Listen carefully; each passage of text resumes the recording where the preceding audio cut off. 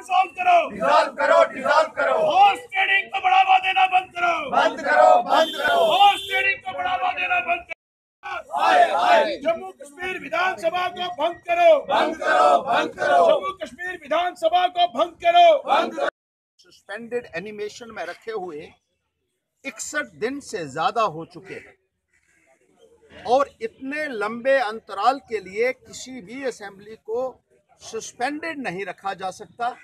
ये एक temporary period होता है जिसमें गवर्नर महोदय को ये फैसला लेना है कि इस असेंबली को रिवाइव किया जाए या डिसॉल्व किया जाए। और इनडेफिनेट पीरियड के लिए सस्पेंडेड रखना हॉर्स ट्रेडिंग को बढ़ावा देना है, अनएथिकल प्रैक्टिसेस को बढ़ावा देना है, एलोरमेंट्स को बढ़ावा देना है, जैसा कि अक्सर कोर्ट की रूलिंग्स में कहा गया है। कानून का तकाजा है, संविधान ये कहता है, नियम ये कहते हैं, कानून ये कहता है, लीगल अथॉरिटीज ये कहती हैं कि इनडेफिनेट पीरियड के लिए असेंबली को सस्पेंडेड जो है वो नहीं रखा जा सकता है।